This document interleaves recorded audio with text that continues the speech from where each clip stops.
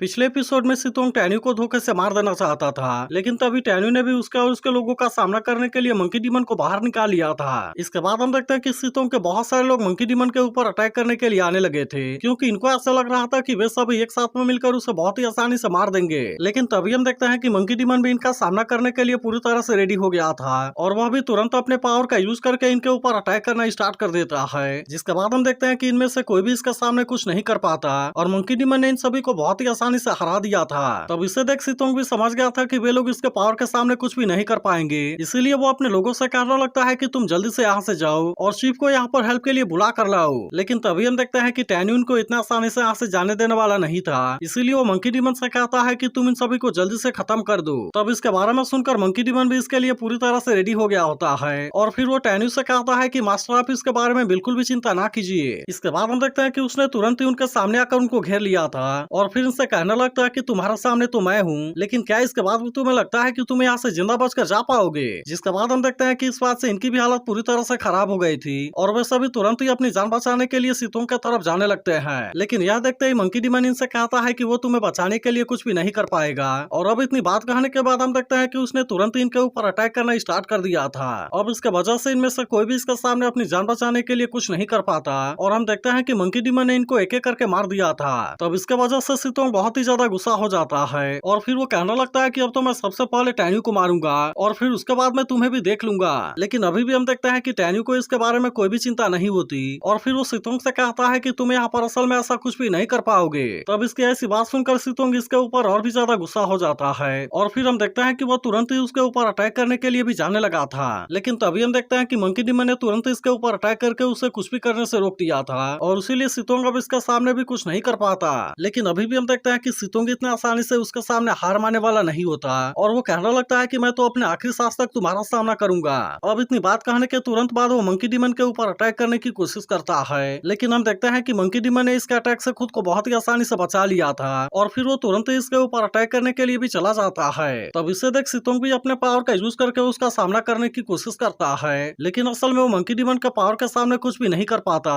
और हम देखते हैं कि मंकी डीमन ने सितोंग को बहुत ही आसानी से मार दिया था। जिसके बाद सितोंग का सोल टैन्यू के ऊपर गुस्सा होते हुए कहता है कि तुम तो सच में बहुत ही क्रूएल हो। तब इस पर टैन्यू से कहता है कि मेरी इतनी तारीफ करने के लिए तुम्हारा थैंक यू, क्योंकि अगर मैं ऐसा नहीं होता तो तुम्हें इतना आसानी से यहाँ पर पकड़ भी नहीं पाता। तब इस सितोंग सोचने लगता है कि अगर किसी तरह से मेरी सोल बचकर यहाँ से निकल गई तो फिर उसके बाद मैं चीफ को इसके बारे में इन्फॉर्म कर दूंगा, जिसके बाद वे टैन्यू से हमारा बदला जरूर लेंगे। अब इसी के बारे में सोचकर वो यहाँ से भागने के लिए कोशिश करने लगा था, लेकिन तभी हम देखते हैं कि मंकी डीमन उसे इतने आसानी से यहाँ से बचकर जाने देने वाला नहीं था, इसीलिए वो कहने लगता है कि अब तुम मरने के लिए रेडी हो जाओ। अब इतनी बात कहने के तुरंत बाद वो अपने पावर का यूज करके सितोंग के एक सोल को छोड़कर बाकी सभी को खत्म कर देता है। जिसके बाद हम देखते हैं कि टैन्यू ने अपने पावर का यूज करके इसके आखिरी बचे हुए सोल को पकड़ लिया था। तभी सितोंग उससे कहने लगता है कि तुम मुझसे कोई भी इन्फॉर्मेशन नहीं ले पाओगे और अब इतनी बात कहने के बाद वो खुद को डिस्ट्रॉय कर लेता है। तब इससे देख टैन्यू कहने लगता है कि ये डेथ वॉरियर कमांडर तो सच में बहुत ही स्मार्ट है और उसी के साथ साथ वो बहुत ज्यादा क्रूएल भी है। इसके बाद वो मंकी डीमन से कहता है कि तुम इस पूरे जगह की तलाशी लो और अगर तुम्हें यहाँ पर और भी लोग दिखे तो तुम उनमें से केवल एक को छोड़कर बाकी सभी को मार देना।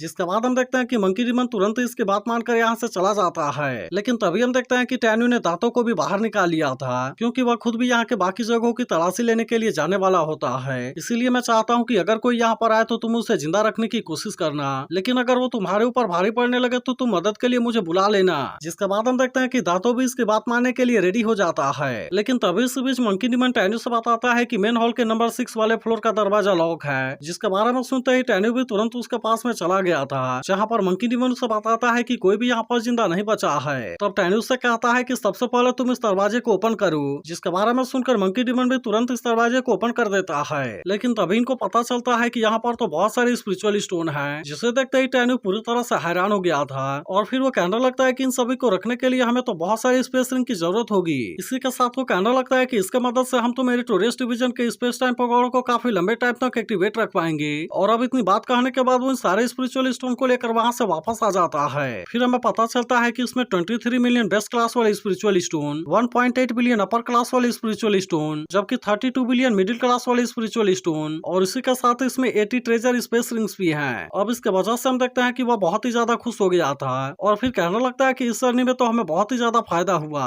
तभी हम देखते हैं कि वो यहाँ के एक दरवाजे को ओपन करके दूसरी तरफ चला जाता है, जहाँ पर कि उसके बिल्कुल सामने ये फेरी वैली था और और इसके अलावा यहाँ पर गोंगसुरू ओक्सी का फेरी वैली भी होता है। अब इसके वजह से वो समझ आता है कि तुम कियान स्पीड पवेलियन का teleportation formation directly holy gate weapon division के सीक्रेट रूम में लेकर आता है, जो कि वेपन डिवीजन के लिए एक बहुत ही इंपॉर्टेंट जगह है। इसके बाद वो कहने लगता है कि इसमें हैरानी की कोई बात नहीं है कि यहाँ पर इतने सारे स्पिरिचुअल स्टोन है, और इसीलिए इस बात से ऐसा लगता है कि यह जगह फेंगकेंग का ट्रेजर हाउस है। फिर वो कहने लगता है कि अब तो मैं वेपन डिवीजन में आ ही गया हूँ, और इसीलिए अब मैं फेंगकेंग को भी यहाँ पर नहीं छोड़ूंगा। इसके बाद हम देखते हैं कि वो सबसे पहले मंकी डिमन और दांतों को अंदर चले जाने के लिए कहता है, और फिर वो सोचने लगता है कि यहाँ की पहली फॉर्मेशन तो टोंगटियान स्पीड पवेलियन में जाती है, इसीलिए अगर यहाँ के दूसरे वाले टेलीपोर्टेशन फॉर्मेशन के बारे में बात किया जाए तो फिर ऐसा लगता है कि वे इसे फेंगकेंग से मिलने जाने के लिए यूज करते होंगे। तभी हम देखते हैं कि वो फेंगकेंग के ऊपर गुस्सा होने लगा था और कहने लगता है कि आज तुम यहाँ पर जरूर ही मारे जाओगे। इसके बाद हम देखते हैं कि टैन्यू ने अपने फ्लेम का यूज करके यहाँ पर लगे खून के सारे धब्बों को मिटा दिया था, और फिर वो दूसरे वाले फॉर्मेशन का यूज करके एक नए जगह पर आ जाता है। तभी हम देखते हैं कि फेंगकेंग यहाँ अपने किसी आदमी के ऊपर बहुत ज्यादा गुस्सा हो रहा था, क्योंकि उसने उसे बहुत पहले टैन्यू को मारने की जिम्मेदारी दी थी, लेकिन अभी तक भी वो ऐसा करने में कामयाब नहीं हो पाया है। तब इसकी आवाज सुनते ही टैन्यू समझ आता है कि यह तो सच में फेंगकेंग का ही जगह है, और फिर हम देखते हैं कि वो यहाँ पर खड़ा होकर इसके बारे में सुनने लगा था। वहीं उधर फेंगकेंग अपने आदमी से कहता है कि यह ऑर्डर हमें अपने एंसेस्टर से मिला है, जिसे पूरा करने के लिए उन्होंने मुझे और 10 दिन का टाइम दिया है, इसीलिए अगर इस बार मैं टैन्यू को मारने में कामयाब नहीं हो पाया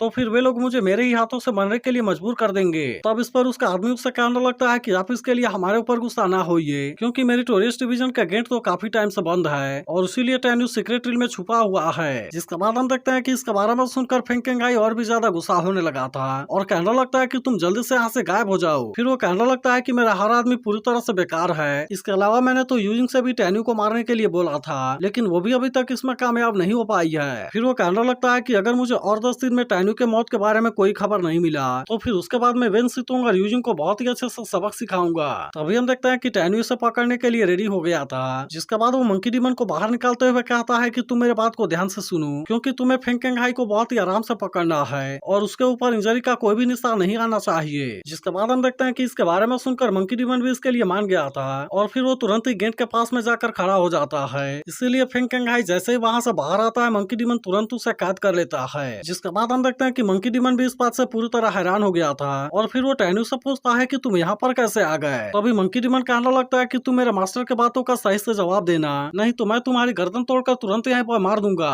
तभी अचानक से हम देखते हैं कि फेंगकेंग अपना स्वॉर्ड निकालकर इसके ऊपर अटैक करने की कोशिश करता है, लेकिन इसे देखकर मंकी डिमन भी इसके लिए पूरी तरह से रेडी हो गया था, और वो इसके अटैक से खुद को बचाते हुए इसके ऊपर अटैक करने लगता है। इसके बाद वो उससे कहने लगता है कि तुम तो अभी केवल डिवाइन ड्रीम के लेवल 9 में हो, लेकिन क्या इसके बाद भी मुझे चैलेंज करने की तुम्हारी इतनी हिम्मत हो गई। अब इतनी बात कहने के बाद हम देखते हैं कि वो तुरंत इसके ऊपर अटैक करना स्टार्ट कर देता है, जिसके वजह से फेंगकेंग इसके अटैक से बचने के लिए कुछ भी नहीं कर पाता, और हम देखते हैं कि मंकी डिमन ने मार मार कर उसका बुरा हाल बना दिया था। फिर वो इसे धमकी देते हुए कहता है कि अगर तुमने दोबारा से ऐसा कुछ करने का कोशिश किया तो उसके बाद मैं तुम्हें तुरंत यहाँ पर मार दूंगा। तभी हम देखते हैं कि टैन्यू भी इसके पास आकर खड़ा हो जाता है, और फिर कहता है कि फेंगकेंग हम तो काफी समय से एक दूसरे से नहीं मिले। जिसके बाद हम देखते हैं कि फेंगकेंग इसके सामने अपने जान की भीख मांगने लगा था, और कहने लगता है कि टैन्यू प्लीज तुम मुझे मत मारो। लेकिन इस पर टैन्यू कहने लगता है कि तुम्हारे ग्रैंडसन के मन में सियाओ के लिए गंदा इंटेंशन है, इसके अलावा तुम तो मुझे भी मारना चाहते हो, जबकि यूइंग ने तो मिस विंग और सेकेंड एडर को लगभग मार दिया था। इसके बाद वो इस पर गुस्सा होते हुए कहता है कि अगर मैं तुम्हें 100 बार भी मार दूं,